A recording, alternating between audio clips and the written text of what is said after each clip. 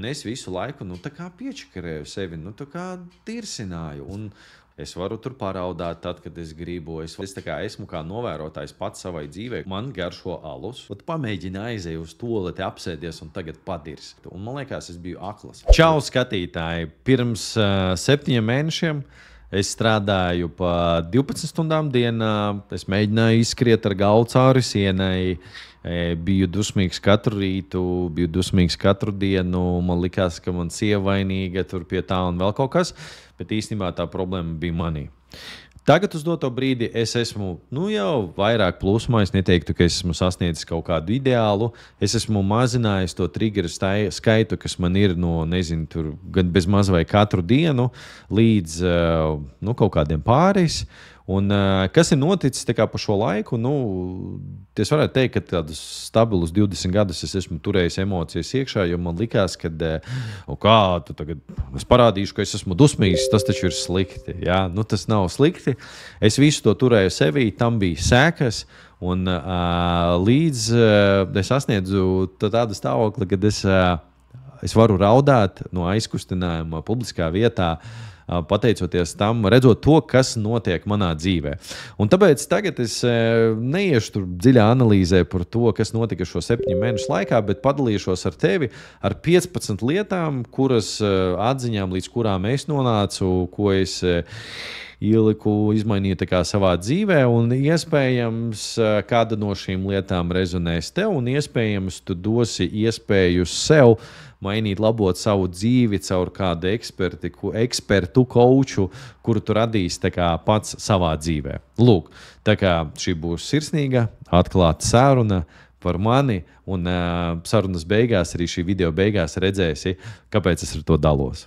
Ķeramies klāt. Tā, pirmā atziņa. Es radu šo pasauli un visus cilvēkus apkārt. Martā es teicu, kāpēc vispār tas notiek, kāpēc es to daru, vai man tas vispār patīk, ko es daru. Ak, Dievs, cik tas nav forši, ka es to daru tikai naudas dēļ. Novembrī es jau nonāku līdz atziņām par to, ka tad, kad es esmu atvērts, pirmkārt es pats jūtos labāk, un arī man pasauli uztver pavisam savādāk. Un, noteikti kaut kādā tajā transformācijā sākumā es bišķiņ jutos arī kā upuris. Es sevi pats nostādīju kā upura statusā. Līdz pateicoties tām praksēm, kurām es gāju cauri, meditācija, lasīšana, ļoti laba grāmata. Es iesaku visiem Jaunā pasaule, Ekharts Tolle, visiem izlasīt. Un tad tas, teiksim to bildi sāku kārtot sev galvā tā, ka es esmu pats šīs realitātes radītājs, un ka es ne tikai reaģēju uz to pasauli, bet es viņu sāku veidot savā bildītē, reku šeit iekšā. Un tas ir caur to dzīvošanu, caur kad tās lietas, kas notiek apkārt, nav tāpēc, ka viņas notiek un kāds cits viņas rada, bet viņas radu es. Un caur tādu prizmu dzīvojot, arī tas skatījums man mainījās pa visu šo laiku. Otrā atklāsme. Emocijas nav vājums, bet tas ir reāli spēks. Aprīlī es nonācu pie tādas sūras un grūtas un skarbas atziņas par to, ka es 25 gadus vienkārši vēl joprojām biju ieslēdzis tās emocijas sevi iekšā. Man likās, ka es viņas izpaužu, bet es izpaudu tikai kaut kādu daļu no tām emocijām. Ja? Un septembrī es jau sāku saprast to, ka es ne tikai viņas izsaku, es varu tur paraudāt tad, kad es gribu. Es varu būt aizkustināts arī teātrī kopā ar savu dēlu, esot ar leļu teātrī, vienkārši vērojot to tajā brīdī un vienkārši raudāt. Tāpēc, ka es gribu no prieka. Un tas izrāviens laikam bija tajā, kad es ļāvu sev just tajā konkrētajā brīdī, un es arī atļāvu arī sev just arī tās a.k.a. sliktās emocijas, kas tur ir dusmas, jā, tās, kuras, ak, Dievs, kā es to izrādīšu. Un tas, ko es sapratu, tas man tāds lielais izrāviens bija tā emociju izrādīšanā, ka tāpēc, kad es viņas pats neizrādīju, tad, kad kāds cits viņas izrādīja, man tas bija tāds milzīgs bloks, man bija tāds alarms, ko darīt, nezinu, tur sieva, pieņemsim, viņu šodien jūtās tā, un ko man ar visu šo informāciju darīt. Un Un tad, kad es sapratu, tad, kad es ļāvu sev izpaust emocijas, nevis mēģināju viņus tur tā kā apspiest, es sapratu to, ka, what the hell, tā kā arī es varu tur šodien būt, es nezinu, tur traki, dusmīgs, negribu ne ar vienu runāt. Tā ir tas normāls stāvoklis. Agrāk es gribēju tur būt kaut kādā tur status quo vai tikai tur tādā līmenī vai šitādā, bet tas ir normāli. Tā kā justies un izpaust savas emocijas un izpaust viņas tā, lai, protams, man ir vēl ko augt, lai es arī nekaitētu nevienam citam ar šo emociju tā kā izpausmēm. Pietiekamība jau ir šeit, nevis kaut kur nākotnē. Maijā es jau sāku saprast to, kad man kaut kāda sapņu dzīve tur nav nec Amerikā, nec Japānā, viss ir te. Un tad jau oktobrī es vienkārši dievinu šos coachu uzdevumus. Un, ja kādreiz tu, skatītāji, ies coachingā, noteikti pildi šos uzdevumus, es sapratu to, ka es esmu lielākoties jau pietiekams tajā, kur es esmu tagad dzīvē. Un mana pašreizējā dzīve caur šo vienu uzdevumu izpildi neatšķirās no tās, kā es redzu sevi tajā kaut kādā uz doto brīdi, tur augstākajā pietiekamības stadijā. Tā domāšanas kļūda par to, ka laime viņi ir tur kaut kur, tad, kad es tur izdarīšu šito, to, 3., 5., 10. Tas ir tāds mūsdienu pasaules skrējiena sekas, un it sevišķi tajā līmenī, kur mēs tagad dzīvojam, un kad mēs spējam, es spēju tur iespējams darīt vairāk nekā tur mani senči varēja, un tajā ātrumā bieži vien vienkārši es tur aizskrienu kaut kur un neredzu tās lietas. Un izrādās, ka tas viss svarīgākais jau ir apkārt, tur meditācija, ģimene, radošums, brīvība, arī šeit uz doto brīdi te Latvijā. Tas jau ir te jautājums, vai es to novērtēju. Tā kā, ja es agrāk pieņemsim tur īstenībā, ja tā pavisam atklāti jāizstāst arī tie pārdošanas rezultāti un arī biznesa rezultāti, kurus es sasniedzu, tad sajūta, ka es nekādīgi nevarēju es pat viņus nespēju izbaudīt, jo visu laiku bija tas mūžīgais skrējiens par kaut ko tādu, kaut kur augstāk, tālāk, katru reizi jauns targets, tur mēnesis tur nonulējās, tur cipari nav, un vai nopelni tur 5 vai 15 tūkstošus nekad, teiksim tādu iespaidīgu sajūtu par to, ka tas tāds bija wow, laikam nav, jo visu laiku tās domas bija kaut kur tur prom tālumā. Atvērtība ir milzīgs spēks attiecībās. Un jūnijā es jau sapratu to, ka ir daudz vieglāk, kad es varu savas emocijas izpaust. Oktobrī es izgāju tādā kā atvērtībā un atklātībā arī ar savu sievu. Attiecībā uz finansēm man vienmēr ir bijis tāds, es tur kaut ko tur mēģināju, kaut ko tur pats skaitļot, protams, lai viss ir nodrošināts, viss mājās ir, bet tur, nebija līdz galam atklāts, un es sapratu to, ka tas rada manī kaut kādu tādu stresu, jo tad es sapratu to, ka, ja ir finanses kā tādas, ir mūsu, ģimenes finanses, un es uz viņiem skatos tā, es redzu, kāda nauda tur ienāk, kāda nauda iet ārā, un ja cits cilvēks, to neredz, viņš nevar nemaz justies tāpat kā es, un saprast to kopējo bildi par to, kur mums vajadzētu, ko mums vajadzētu pirkt, ko mums nevajadzētu pirkt. Pieņemsim, kas ir dārgi, kas nav dārgi. Jo tad, kad cilvēkam šīs bildes nav, es pats biju radījis to mūsu mazo finansiālo ekosistēmu par šīm naudas lietām ģimenē, kuram, teiksim tā, es to problēmu pats radīju un pēc tam pats cepos par to, ka, kāpēc mums tur vajag kaut ko tādu iegādāties, ja tu kādu nesaproti, ka mums tur tas bija tas, kas man galvā dialogs bija. Kādu nesaproti, ka mums tur nekas neienāca pa šo mēnesi, tur nekāds kešs, mums, ka viņi nesaproti, tāpēc, kad es nemaz to nebiju izstāstījis, un tad šāda atklātība un arī atklātība pret sadarbības partneriem un kolēģiem, un es sapratu to, ka tad, kad es esmu maksimāli atklāts, tad, kad es saku to, ko es gribu pateikt, viss kļūst daudz vienkāršāks un vieglāks.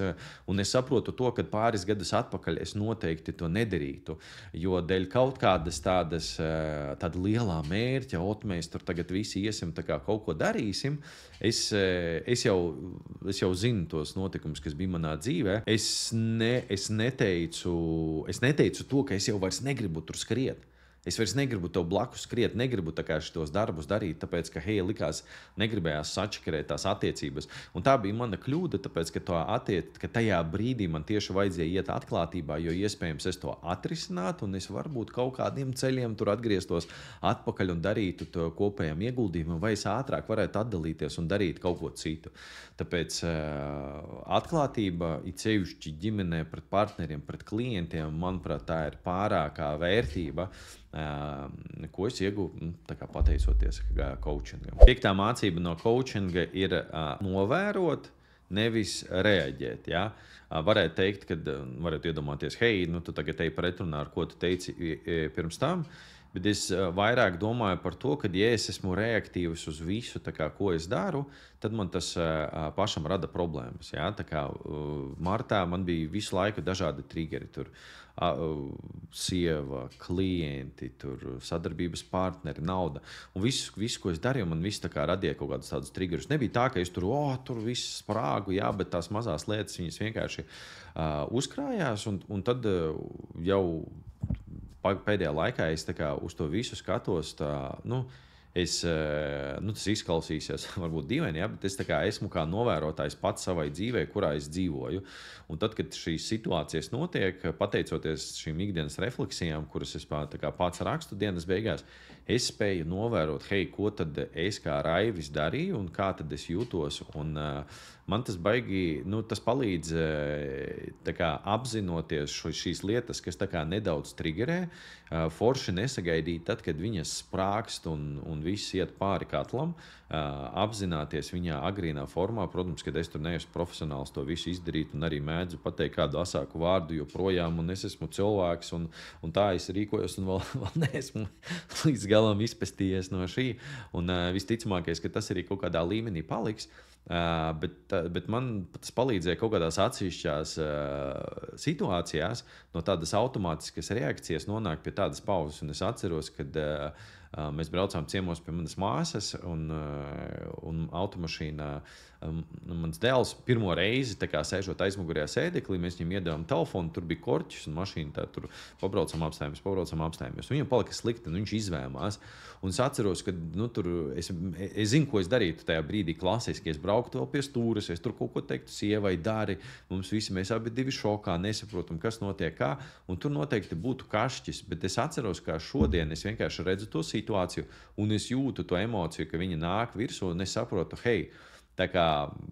vienkārši just take care of it un dari ko labāko, ko es varu izdarīt. Un tad tāda sajūta, ka es spēju novērot to emociju uzplūdumu, kas nāca, es vienkārši apstājos, es vienkārši darīju to, ko es varu izdarīt, es paņēmu ārā dēlu, pārbaudīju, vai viņam viss kārtībā no mašīnas, satīrīju viņu, atdevu atpakaļ sievai, pateicu, ka viss kārtībā, tā gadās iztīrīju tur krēsliņu. Man liekas, tā bija adekvātākā rīcība manā dzīvē uz kaut kādu tādu neparedzētu atgadījumu. Un manuprāt, ka tas ir rezultāts tam, ka es spēju novērot vienkārši to situāciju konkrētajā momentā. Numur 6 ir turēt vārdu. Un turēt vārdu nevis kādam citam, bet sev. Un es esmu dzirdējis 100 grāmatās un 1000 video klipos, kad, ja tu neesi tāds, tad kā tu vari vispār būt attiecībā pret citiem. Un tā lielākā, un es arī biju tāds, kas deva vārdu sev patstāvīgi, kad Raivi, mēs darīsim tā, bet es to nezinu, rīt es darīju savādāk, jā. Un es visu laiku, piečakarēju sevi, tirsināju. Un tur ir labs piemērs, ko es dzirdēju kādu laiku atpakaļ. Iedomājies, tev ir attiecības ar kādu, nezinu, kaut vai ar draugu. Un tu viņam katru dienu saki, Klau, Janka, sotak, stopa kā vecīt.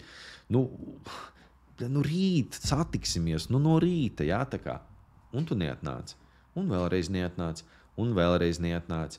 Un tu vienkārši nenāc, vai varbūt tu atnāc pāris reizes, un tad tevis vairs nav. Un, ja tādā attiecību kontekstā uz to skatās, ir tāda sajūta, ka fuck, kas tas par Janku? Es vispār negribu ar viņu vairs nekādas attiecības, vairs. Un tad iedomājies par tiem visiem solījumiem, kurus tu pats sev dod, ko es sev devu. Es tev tur davai nedarīsim tā, tur nedzersim alu, tur davai skraidīsim, davai tur vēl kaut ko darīsim. Un visas šīs lietas, kamēr viņas nav izstrādātas, nav palaistas, kamēr es viņas neesmu atcēlis, ka es to negribu darīt, ko tad es īsti darīšu? Es beigās iznāku pats sev, es nezinu, kā latviešu valodā nosaukt pareizi, melis, vienkārši es meloju pats sev. Un tad, kad tev kāds daudz melo, kas notiek par to, ko es jūtu pret citu cilvēku, kurš man melo, es viņam neusticos. Un tas sūdīgākā tā sēkliņa ir tā neusticība sev. Un dēļ tā, ka man tās spējas novērot sevi un redzēt to kaut kādu savu dzīvi, pašu personīgo novērtēt no tāda mierīgāka, augstāka skatu punkta nebija pirms tam, vienkārši tā diršana turpinās, un es jau pat kaut kur zemapziņā vienkārši katru reizi, kad es tur domāju pateikt sev, Klau, vai varbūt mēs sāksim darīt šo lietu ar tevi kopā ar Aivi, vai apņemamies darīt šito. Es zinu, ka tur iekšā tas ir tas čalis, tas dirsējs, kurš tas darīsi tu kā tādu. Un viss, un tu gandrīz pats ar sevi nevari sarunāt. Protams, ka tās nav galējības, es neizēju, es nezinu, kaut kādās tur galējībās, bet tās mazās lietas, viņas paurī paliek iekšā. Lūk, un tad svarīgākā lieta, viena no tādām krūtām lietām, ir tā uzticība sev. Es tik daudz enerģijas radīju sev tajā brīdī, kad es sapratu, fuck, bliet, ar šito čali var sarunāt. Viņš pateica, darīs šitā. Viss notiek regulāri, krūta. Lūk, un emocionālā līmenī tas dod neizskaitāms, vienkārši nereālu enerģiju, vienkārši, ka tu saproti. Un tad es sāku stekot tās lietas, ko es daru. Krūta, es tur, nezinu, rakstu refleksijas katru dienu, tur, vai journaling, sauciet to, kā gribi. Es varu darīt vēl šito, un tu saproti, fuck, tik daudz lietu izdarīts, un tad tu arī, un tāpēc, ka es esmu tādā novērotāja statusā, kur es arī spēju novērtēt, un es varu apstāties dienas beigās, izvērtēt, ko es daru, arī atnāk arī kaut kāds lepnums par tām padarītajām lietām, lai gan pieņemsim tur citā kaut kādā situācijā, un arī tagad man ik pa laikam tā notiek. Paiet tur diena, to es izdarījis tur 99 uzdevumus, vienu es izdarījis, es esmu tur lohs vai slikts čalīts, tāpēc, ka es neesmu to izdarījis vienu, tāpēc, ka atkal uz ko es fokusējos. 7. lieta. Visums reaģē tā kā uz pieprasījumiem, un tam, ja es ticu, ka tas pieprasījums arī piepildīsies, un es neatceros mājās, es remontēju, tur plānoju kaut ko, neatceros, kaut ko vajadzēja saremontēt, un es domāju, kur tad ir tās skrūves, ar kuras palīdzību es varu to izdarīt. Un vienkārši randomā ieveļās dēls istabā, atvelk un dabū to skrūvgriezni, ar kuru palīdzību es to varu izdarīt. Ja? Vai arī beidzas seminārs, ir kaut kādas lietas, es neatceros, kas tā bija par konkrēto lietu, bet beidzas seminārs, un es iedomājos par kaut ko es iespējams gribētu atrisināt. Un tad es aizbraucu tirdzniecības centrā, un es vienkārši stāvu, skatos, un kaut kas tur paskrulē rīliņu. Un tajā rīliņā vienkārši, un es redzu to vienu rīlu, un tajā rīlā ir atbilde uz to jautājumu, kuru es biju paprasījis. Kāds skatīsies šo video un pateiks, šaibas sarījies vai kas, bet nē, esmu šaibas sarījies, bet atkal, tad, kad es varu būt novērotāja pozīcijā savai dzīvē, tad, kad es konkrēti definēju kaut kādus pieprasījumus, nevis rīt miljonu un viss, ja? Bet tādas mazās lietas kaut kādas, lai gan arī varbūt miljonu varētu uzburt, ja? Tā kā vari pamēģināt, uzraksti komentāros, kā ies. Un, tāda sajūta, kad nauda atnāk tad, kad viņa ir vajadzīga, cilvēki parādās īstajā brīdī, grāmata, Man ļoti patīk mana koča teiciens. Kāda atšķirība, kuru grāmatu tu lasīsi, tajā grāmatā, ko tu atšķirsi vaļā, būs arī tā īstā lieta, ko tev ir jāizlasa. Un tad, kad es skatos uz kaudzi, kas man stāv te kur ar 40 grāmatas, kuras es neesmu lasījis, tur 80% neesmu izlasījis, es vairs neradu savu vainas apziņu par to, ka viņas tur stāv, jo es zinu, ka tā grāmata, kur es tagad lasu, tiešām katru dienu jau tur pēdējos, labi, tev nav pirmā grāmata, ko es lasu, bet es regulāri lasu, pierakstīju. Lūk, es atvēršu vaļā, un tas būs tas, kas man būs vajadzīgs tieši šodien. Un tāda sajūta ir, kad tajā brīdī, kad es esmu panikā, kad es gribu skriet, kad es gribu airēt pretī traumai un pierādīt pasaulē kaut ko pretējo, vai to, ka es esmu tur kaut kādā veidā izdarījis, vai vērtīgs, tad tas nestrādā. Bet tad, kad tu palaist tos grožus vaļā, bišķi un tādā novērotāja pozīcijā esi, man liekas, ir daudz, daudz vienkāršāk. 8. lieta - alkohols atņem enerģiju, skaidrību un vispār klātbūtni. Man garšo alus, bet man nepatīk sekas, kas ir no alkohola. Un tādā kaut kādā coachinga šīs transformācijas iespaidā, ņemot vērā to, ka es arī pats ar sevi esmu sarunājis, ka es katru dienu rakstu šīs refleksijas. Protams, ka man bija dienas, kad es biju tur gan pāris alus izdzēris, gan arī, nezinu, tur pamatīgi biju izdzēris vairāk kā alus, tur kaut kādus aizgājis vēlu gulēt, un nākamajā dienā, man bija tur bija sūdīgi vienkārši tā sajūta. Tad, kad tā dzīve iet, es atceros to savu dzīvi arī tad, kad es tur ballēju nedaudz vairāk arī kaut kādā savā jaunībā. Tas stāsts diezgan vienkārši. Tu tur piekdienā, sestdienā tur iedzer. Tad tev ir slikti, kad bērni nebija varēja atļauties tur, nezinu, visu sestdienu tur nogulēt, un tad tu izdzēsi vienkārši brīvdienas un neizstrādāt. Ja? Tur, protams, noteikti vesela kaudze ar iemesliem, kāpēc šādā veidā tās brīvdienas tika dzēstas ārā. Bet tad, kad tu žurnālo un raksti tās refleksijas, tad, kad es rakstot savas sajūtas, vienu dienu tu pieraksti tur pēc vienām brīvdienām, otrām, trešajām.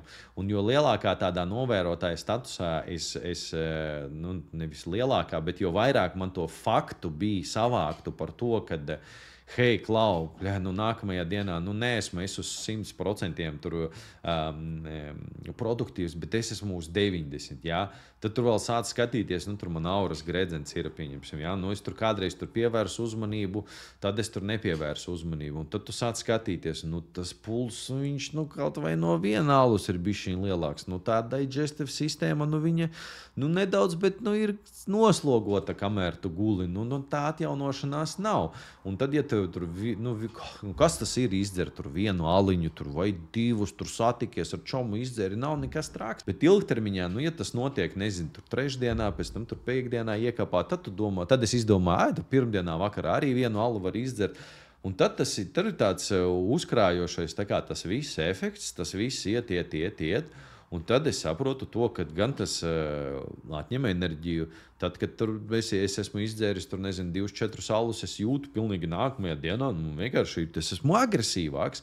It kā es nevienam nesitu tur, nebļauju tur virsū, bet es saprotu, ka man tāds besītis nāk virsū. Ar situācijām ar dēlu tur, un tad es domāju, paga, fuck, vai tas tiešām, vai tā tur stunda, nezinu, tur vai divas, vai viņa ir vērta tam, lai es nākamajā dienā staigātu tur paaugstinātu kortizola līmeni, kad es vienkārši tur, es saprotu, ka tur dēlam nav pat 3 gadi, viņš pilnīgi randomā uzvedās kaut kādas lietas, ar viņu nevar sarunāt kā ar pieaugušo, ja, tur sievai pateikt, Klaud, mieriņš, nezinu, tur aiziem kaut ko, es aizēju uz citu istabu un visu, ja. Tad es saprotu, ka tas traucē reāli, man likās, ka tur kaut kādā tur dzīves savā posmā, man likās, ka Klau, bļāņus, tur iedzer talu, tā kā tas ir atpūsties. Es laikam definētu tagad tā, ka tajā konkrētajā brīdī iespējams, kad dēļ tā, ka tie receptori tur noteikti, ka daudz gudrāki cilvēki, kas var zinātniski to izskaidrot, ka tajā brīdī, kad es to alkoholu lietoju, jā, tur emocijas, tur atslābinās tie receptori, viņi it kā ir tā eiforija, bet tas arī viss. Jautājums, ko man tas maksāja, un dēļ coachinga, tāpēc, ka es novēroju, kad es ka es sev ar sevi biju sarunājis, ka man jāpieraksta, kā es jutos, un es vienkārši sapratu to, ka ilgtermiņā pēc 2, 3, 4, 5, 10 reizēm, kad tas tāds šitas jāņem ārā, es vienkārši negribu tā justies, es negribu šīs sekas, un tas ir arī tas sausais atlikums, kas zīmīgi, ja? Sausais atlikums, runājot par alkoholu. Ko es sapratu attiecībā uz alkoholu, caur ejot transformācijai coachingā. 9. lieta ir radošums bez mērķa. Līdz es darbojos coachingā, es visu laiku kaut kā lineāri mēģināju izdomāt, vai tas ar savu loģisko prātu, nevis caur savām sajūtām. Ja? Es mēģināju sev ieskaidrot, ja es tagad šito darīšu, ja? Vispār kāda man no tā jēga, es sev jautājumu uzdevu. Nezinu, kāda man jēga satikties ar šo cilvēku, kāda jēga man darīt šito lietu. Un ja tur nebija kaut kāds, nezinu, tur pēc 1 vai 2 soļiem, man nebija kaut kādas naudas iegūmas, tad iespējams es arī to nedarīju. Un pēc tam es sapratu, tad, kad pateicoties atkal coacham, es sāku taisīt dažādus uzdevumus un arī es sāku darīt lietas, kuras man it kā loģiski, lineāri nenes nekādus tur tūlītējus rezultātus. Naudu, kādus rezultātus, naudu nenes, jā, bet es darīju lietas, kas man patīk. Un caur šo lietu darīšanu es sāku zīmēt regulāri arī. Caur šo zīmēšanu pirmkārt es gan atpūtos, gan arī es iegūju pārliecību, nezinu, pieņemsim, taisīt savus YouTube video thumbnailus, kaut ko tur uzskarcelēt. Vai es iepriekš to būtu darījis? Nebūtu darījis noteikti. Caur kaut kādiem projektiem vienkārši, kurus es darīju, tāpēc, ka man tas bija interesanti. Un tikai pateicoties tam, kad es konkrēto projektu darīju, tikai tāpēc, lai izdarītu, nezinu, tāpēc, ka es vienkārši gribēju, es spēju saskatīt kaut kādas lietas un savelkt paralēles ar to, ko es daru savā biznesā. Un ja es nebūtu tur aizgājis, aizbraucis bez maksas, pro bono, izdarījis darbu, ko, nezinu, tur citi uzņēmēji, par ko citi uzņēmēji tur čārdžotu, nezinu, tur 5000, es to vienkārši izdarīju, tāpēc, ka man bija interesanti, es sapratu, paga, es kaut ko līdzīgu varu darīt savā biznesā, es vēl kaut ko varu darīt citur. Un man liekas, tā lielākā kļūda, kas man bija kādreiz, bija tāda, kad es es nedarīju vienkārši lietas, kas nav tieši saistītas ar to, ar manu profesionālo aspektu. Un man liekas, es biju aklas. Un jo pateicoties tam kaut kādām izkāpšanai no savas tur ierastās komforta zonas un izdarīt kaut ko tādu, ko es parasti nedaru, gan palīdz manā biznesā, gan arī rada man jaunas idejas un jaunus cilvēkus, kuriem es varētu palīdzēt. 10. lieta - strādāt naudas dēļ vai darīt to, ar ko tu esi aizrāvies.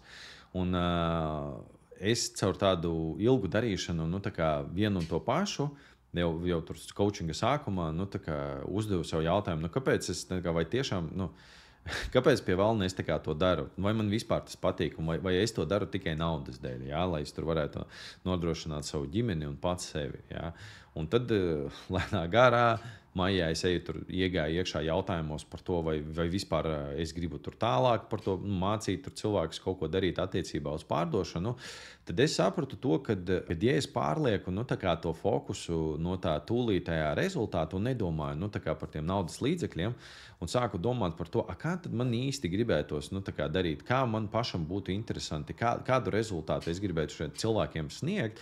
Tad caur šādām vertikālām es spēju arī adaptēt to, ko es jau zinu, lai es varētu aiznest to rezultātu vai arī darīt kaut kādas papildus lietas, kas man liekas interesantas. Ja? Vienmēr visos jaunos projektos ir bijis interesanti tieši tas integrācijas process un laiks, kad ir tas vislielākais pieaugums. Ja?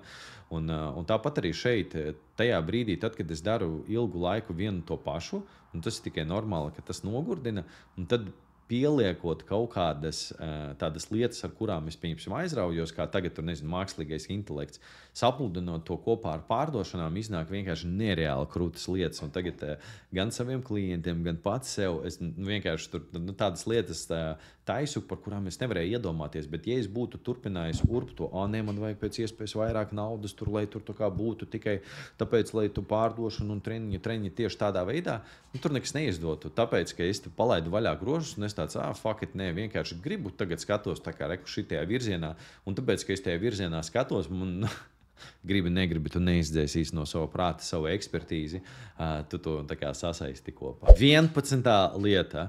Pirmā stunda pēc pamošanās ir mans svētais laiks. Un, pateicoties coachingam atkal un novērojot tā kā savas kaut kādas emocijas, es sapratu to, ka es esmu ļoti receptīvs tajā brīdī, tad, kad es pamostos no rīta, tā kā tajā pirmajā laikā, un it īpaši tur kaut kādā pusstundā, un ja man kāds tur viss atver acis, un man kāds tur sieva nāk un brūk virsū ar jautājumiem, Klau, tu tur man pārskaiti naudu, vai tur vēl kaut ko izdari ar bērniem. Es sapratu to, ka man vienkārši, lai arī kāds tas jautājums būtu, pie tam vēl šitas bija no tās jautājumu kastītes, kas mani tā kā konkrēti triggerēja. Es sapratu to, ka mani tas vienkārši uzvelk. Un tāpēc, kad es spēju atkal novērot to, kas mani uzvelk, tur vakarā sēžu domāju, kā es jūtos, kāpēc es tā jūtos, un kā iespējams es kaut ko pats ar sevi varu izdarīt, lai to mainītu. Es sapratu to, ka tur vajag sadīlot ar savu partneri, sievu, jā, tur vai varbūt tev ar savu biznesa partneri kaut kas ir jāsadīlo, ka Klau, vai mēs varam sarunāt, ka tas varbūt izskatīsies tā, ka tur no rīta to pusstundu varbūt nekādi tur tādi trakie jautājumi nebūs, jā. Tas bija tāds labs fiks tā kā uz īsu laiku. Es teiktu, ka tāds plāksteris. Protams, kad ilgtermiņā es jau stāstīju par to atklātību naudas ziņā, tad, kad es kļuvu atklāts tur, to jautājumu vienkārši izdzisa. Un tad es atrisināju vēl to tādu lielāko problēmu, nevis to cēloni, nevis problēmu, bet es to cēloni atrisināju, nevis mēģināju vienkārši cīnīties ar sēkām. Lūk, bet tas ir forši, tas ir rūpes par sevi, tā atkal caur to tādu novērošanu un dokumentēšanu, kā es jūtos, kāpēc es jūtos, es spēju izveidot sev kaut kādu šo grafiku, pateicoties kuram es vienkārši jūtos optimālā foršā līmenī, un es nedaru tās lietas, caur negribu, tad pamēģini aiziet uz toleti, apsēdies un tagad padirs. Ja negribās dirst, tad tu nevarēsi arī padirst, jā. Un tieši tas pats ir arī te, tā kā ir vienkārši ir stundas dienās vai lietas kombinācijas, kuras darot, vienkārši neiet uz priekšu. Un caur to vēlēšanos iziet cauri sienai dažreiz liekas, es tur sev pierādīšu, vēl kādam pierādīšu, ka es tā kā varu to izdarīt. Un pēc tam pateikšu, es izdarīju šodien. Es vairs tādu huņu nedaru, godīgi sakot. Es izdaru to, ko es esmu apsolījis, bet ja es jūtu, kad lietas iet sideways, es esmu atklāts. Es tā arī pasaku, hei, karoči, tagad būs šitas, būs tā, un es izdarīšu tādu. Un es zinu, ka tur, nākamajā dienā vai tajā brīdī, kad man tās enerģijas būs vairāk, es varēšu to foršāk izdarīt. 12. lieta. Deliģēšana, tā ir brīvība, nevis vājums. Man ir bijušas komandas, vairākas cilvēki, pārdevēji un dažādi, un ir lietas, kuras es esmu darījis pats, un es esmu ticējis tur par to, ka, hei, Klau, ir šito varu tikai es izdarīt, un tikai es un nevienu citu te nedrīkst integrēt iekšā, jo savādāk tas tiks izdarīts sūdīgi. Un tur arī tā lielākā domāšanas kļūda, jo tiklīdz es domāju, ka kaut kas tiks izdarīts sūdīgi, protams, ka tas tiks izdarīts sūdīgi. Starp citu, tā kā es baigi pielieto, baigi kāda atšķirība, ja? Man ļoti patīk vienkārši mākslīgā intelekta tēma, un es esmu integrējis ļoti daudz ko savā darbā, gan arī darbā ar klientiem. Respektīvi, es mēģināju vienu dienu tā kā aģentu uzstādīt un izstāstīt viņam tā kā rīkoties un ko darīt. Ja? Un tad es sapratu, pēc tam, kad es ar viņu parunājos tur stundu vai divas, kad viņš nespēja izdarīt to manu uzdevumu līdz galam, tad es sapratu, hei, visas tās reizes, kad man mamma prasīja tur datoru uzstādīt, un man likās, kā viņa nerubīja. Nevis viņa nerubīja, bet es nemācēju izstāstīt tā, lai saprastu. Un aizēju izstāstīt aģentam, lai viņš dara to darbu tā, lai viņš uzreiz saprastu no pirmās reizes, kā jādara un pareizi. Un īpaši, ja tā ir kaut kāda multilīmeņu sarežģītības, tur kaut kāda lieta, ko tu dari. Un otra lieta, ko es sapratu, ir tas, kad ir vienkārši kad nevajag darīt lietas, kuras tev nepatīk darīt. Bet man ir kaut kādi konkrēti uzdevumi, kurus es vienkārši nevaru izturēt. Vienkārši man besīja viņu darīšanas, un tad es saprotu, ka tās kaut kādas rutīnas vienkārši man atņem enerģiju.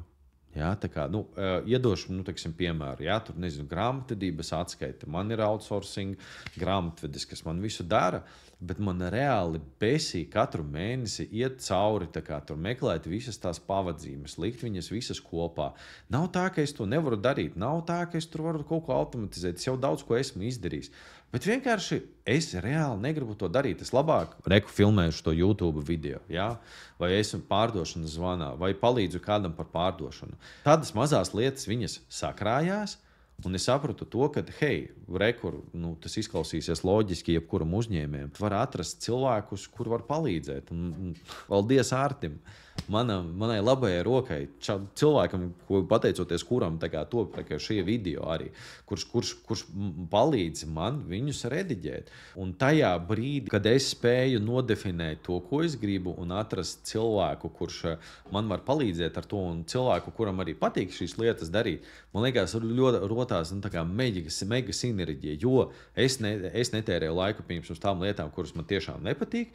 Es daru to, kas man patīk, es tur draivoju tur foršāku uzņēmumu, un cilvēks, kurš pietiekami rūpīgi un forši to izdara, arī ir priecīgs. Visi ir priecīgi, un esmu ticis vaļā no kaut kādām lietām, kuras negribu. Un tas ir tādā mazā spektrā, bet ja tā pavisam padomā, par uzņēmēju darbības jau pamatā ir tas, ka tu veido komandu, kura dara dažādas lietas.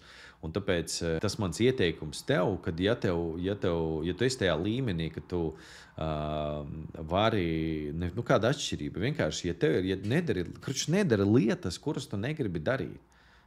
Tik vienkārši. Ja? Vienkārši, ja tev ir kaut kādas lietas, kuras tu negribi darīt, padomā, kā no viņām tikt vaļā vai optimizēt. Un dari to, kas tev patīk. Jo tad, kad tu dari to, kas tev patīk, es esmu labākā, foršākā enerģijas steitā, un arī vispār dzīve ir daudz vieglāk. 13. lieta. Slimība, kaut kādas grūtības, tie ir skolotāji, nevis ienaidnieki. Ja? Visu mēnešu laikā tad, kad es tur biju apslimis, man visu laiku likās, ka tā ir kaut kāda vājības pazīme, viss slikti, es tur nedrīkstu slimot, viss sabruks, es tagad tur neradu kaut kādu rezultātu un tā tālāk. Tas, pie kā es nonācu, sapratu, ka, ja es radu sev šo slimību, saslimšanu, tas tikai liecina par to, ka es neesmu veltījis pietiekami daudz laika un uzmanības tam, lai vienkārši es pats atpūstos. Ja es pats nevaru apstāties, izgulēties, dzert ūdeni, parūpēties par sevi, tad, protams, es radīšu sev kaut kādu saslimšanu, kuras būšu spiests to darīt. Jā, un tas ir, man liekas, tāds foršs instruments. Paldies baktērijām un visam pārējiem, kas palīdz mums apstāties tādā veidā dzīvē, nevis vienkārši tur, tad, kad tiek norauts stopkrāns un tu vispār nevari darīt. Un man liekas, ka tā saslimšanas tas ir vienkārši tāds spogulis tam, ka, hei, klau, jau ir laiks apstāties, un tajā brīdī, kad es vairs to saslimšanu, augstēšanos vairs, protams, ka tas nav forši, jā, bet es viņu nemālēju tur, Dievs, cik viss ir slikti un viss aizies pa dirsu, bet es uz to skatos, kā, hei, labi, tagad vajag tagad sapratu, pasēžam, padomājam, kāpēc tā notika, parūpējos par sevi, uzlieku lielāku fokusu, rūpes uz sevi un paskatos, kā es ilgtermiņā līdz tam nenonāku. Un tas arī tāds coachinga novērošanas elements. 14. lieta. Ātrums nav vienāds ar rezultātiem. Un pauzes ir ceļa, daļa no ceļa. Tad, kad es sāku iet coachingā, es tur strādāju kaut kādas nenormālās stundas dienā, pa 11 stundām. Tad es sapratu to, ka pateicoties atkal tai novērošanai un tam refleksijām, es redzu, ka es tur vienkārši maucu bezjēgā. Un tad es sāku pauzēt, kaut kādas lietas darīt mazāk.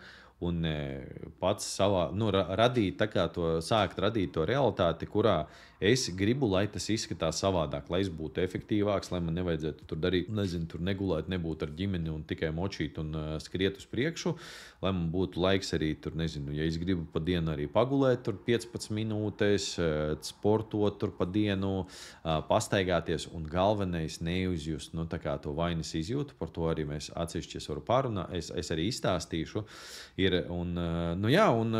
man liekas, ka dažreiz, tas ir tāds, es domāju, ka priekš manis tas bija tāds mehānisms, pats sevi novedu tur līdz kaut kādam tur exhaustionam, kur es jau biju tur saguris no tā visa, lai es vispār izietu uz jauno līmeni. Jo kaut kādā brīdī man likās, vairāk darīs močīs, viss būs labāks rezultāts, bet tad es sapratu to, ka, vai jādara savādāk, jā? Tad vai dzīve tevi piespiež darīt savādāk, jo apstākļi nav tādi, vai arī tāpēc, ka tu esi vienkārši fucking noguris un tu vairs negribi, jā? Forši, ja tu, kas skatās šo video, ja tu tik tālu noskaties, jā, ka tu varētu pats sākt mainīt savu dzīvi tā, kā tu gribi, ticot tam, ka viss atkarīgs no tevis. Jo pirms tam, atkal, ja mēs runājam par tieši lineāru atgriezisko saiti, tur vairāk darīt, vairāk noslēgti darīt rezultāti. Pēc tam es darīju 2 reizes mazāku un 2 reizes lielāku rezultātu taisīju. Kāds tam sakars? Gandrīz nekāda. Sakars ir tajā, kad es pats vienkārši tādā mindstate'ā biju un tās atpūtas pauzes diezgan bieži vienkārši arī palīdz. Tāpēc, kad es esmu tur atpūties, es varu tur izdarīt, ja es esmu paņēmis pauzi, es varu būt arī efektīvāks. Atpūta un pauzes, tas nav slinkums, tas ir tāds sevis pārlādēšana, ja tā ir kvalitatīva atpūta vai pauze pirms nākamā kaut kāda tāda sprinta un izrāviena. 15. lieta. Mana ģimene ir mana galvenā garīgā prakse. Godīgi sakot, es agrāk uztvēru laiku ar ģimeni, kā vienkārši time waste, darīju pa ķeksīšu pēc. Jo man likās, ka es tur taču neko tur īsti neredzu. Ja? Stulbas domas, vai ne? Un es domāju, ka daudz cilvēki tā arī nodzīvo savu dzīvi, tādā steitā, kur viņi tā arī to uztver, kā vienkārši izdarīšanu, padarīšanu, pabūšanu kopā. Man savam loģiskajam prātam vajadzēja atrast resursus un informāciju par to, cik tomēr ir svarīgs tas tāds states, default network, state kaut kas tur ar smadzenēm, kad tu smadzenes atpūšās. Tas brīdis, kad tu tur dušā ej un tu tāda atklāsme atnāk, vai tu tāds ej gulēt, tad, kad tu atslāpsi, tu tāds, es atcerējos, sapratu, kā šito darīt. Tas ir par to steitu, jā, kad pateicoties šādām darbībām, es spēju atpūtināt savu prātu, lai radītu jaunas idejas un palīdzētu sev, klientiem un vispār dzīvot kvalitatīvāk. Bet laikam svarīgākais ir tas, ka pateicoties coachingam, es vairs nejūtos, es neizjūtu vainas izjūtu tad, kad es atpūšos. Respektīvi, nav tā, ka tur paiet diena, kuras esmu pavadījis ar ģimeni, un man ir tāds, es kaut ko neesmu izdarījis. Jo, diemžēl, man ir jābūt atklātam, ka šādu vainas apziņu es sev regulāri radīju. Un pateicoties coachingam, es vienkārši izbaudu katru minūti. Protams, nevienmēr tas nav tā, kad vakar bija brīvdiena, vesela diena, es tur biju bišķiņ sacepies un tā arī nepaspēju tur, atpūsties, izbaudīt, būt klātesošs, bet ir daudz vairāk šo brīvdienu, kad es esmu tiešām klātesošs, kur es vienkārši visu palaižu vaļā un es tāds, viss nezinu, tur ar traktoru braukt pa smiltīm stundu, tas ir tas, kas man jādara, un man tas arī reāli patīk, jā, un jā. Un tas ir tāds gan lielais shifts, manuprāt, gan attiecībās ar ģimeni. Un man prieks, ka es esmu šo kādu mazo izaugsmu, mazo lielo, vienalga kā saukt šo izaugsmu, kāda atšķirība, kāda viņi ir. Es esmu sasniedzis savos 38 gados, nevis tad, kad man ir 80 gadi vai 90. Un es ar nepacietību gaidu savus nākamos ceļojumus, kuri man būs kā pirmie, tāpēc, kad man liekas, ka tajā pirms coachinga laikā es visos savos ceļojumos biju kā galvā, kaut kur visu laiku mēģināju būt efektīvs, tur kaut ko darīt un skriet un tā tālāk. Protams, tur bija tādi forši mirkļi, kur es varbūt biju atgriezos kaut kādā tajā realitātē, pateicoties tiem notikumiem, kas tur bija. Bet pārsvarā man likās, ka es tur visu laiku mēģināju miksēt kaut ko, būt fucking baigi produktīvs, ķipak būt gan Latvijā, gan arī ārzemēs. Un, kas principā bija mans ceļš, kur es nogāju, un es arī viņam pateicīgs. Un tagad caur tādu vairāk klātesamību gribās izbaudīt ar būšanu tajā kaut kādā konkrētajā jaunajā lokācijā ar visu, kas tur notiek. Un, protams, paldies manai ģimenei, bērniem, Markusam, Nikolai par to, ka viņi man palīdz būt klātesošiem, sievai, kura man ietekmē, kura man motivē, lai es arī pats augu. Un ģimene noteikti tas nav šķērslis. Tā ir klātbūtnes un mīlestības prakse. It sevišķi, ja tu vēl vari būt atklāts par savām emocijām un atvērties. Nu jā, un šī video noslēgumā, laikam tā analizējot šī posma transformācija ir tāda, kad es necīnos ar pasauli vai ar kādu citu, bet arī es esmu šīs pasaules daļa, un es nevaru būt atdalīts vai atsevišķs no viņas, un kas cīnās ar viņu, es esmu daļa no šī visuma, un man ļoti patīk būt atklātam, un nemēģināt pasniegt kaut kādas lietas caur rozēm, lai gan esmu pārdevējs, tur 15 gadus pārdodu un mācu citiem. Man patīk arī būt atklātam pret citiem, godīgam, un arī būt atklātam pret savu ģimeni, un neskatoties par to, kāda tā ir atklātība, ļaut izpaust emocijas. Un ja tu vēl noskatoties šo video, vēl domā par to, vai tev vajadzētu maksāt tur coacham 100, 200 tur vai cik tur eiro, man liekas, ka šis ir viens no labākajiem maniem dzīves ieguldījumiem. Man liekas, ka es pat sales trainingos, kad vienā biznesā mēs tur investējām 10 000, ka tas vispār nestāvēja pat blakus tam, ko var ar sakarīgu foršu coachu sasniegt, kā var transformēt savu dzīvi caur to bildīti, kas ir galvā, lai vairot savu labbūtību un sajūtu. Ja? Vai es esmu tagad miljonārs? Nē. Vai es būtu man tas miljons tieši tagad, vai es stāstītu šādus stāstus? Nezinu, man liekas, man būtu tikai grūtāk. Un tagad man šo miljonu būs vieglāk nopelnīt. Es nezinu, vai man šo vajadzīgs ir, protams. Bet varbūt varēs jaunas idejas realizēt. Tāpēc, respektīvi, labs coach, ja iet cauri tās prakses un darīt, ļoti transformējuši. Tāpēc es iesaku, ja kāds cits coach izmanto šo video, lai iedot feedbacku vispār par coachingu, tad noteikti coachi ir foršie. Lūk tā. Jā, tad ierakstīja varbūt komentārā, kura no šīm transformācijām tev likās vissaistošākā un interesantākā. Varbūt padalies ar savu pieredzi coachingā, ja tu esi gājis un kaut ko darījis. Es nezinu, vai arī varbūt ierakstīja, ka es vienkārši esmu vienalga, bet jebkurā gadījumā uzspied like šitam video, uzspied subscribe uz šī video ierakstīšanas brīdi. Man liekas, man ir 154 subscriberi, let's go močiem, un lai tev forša diena. Čau!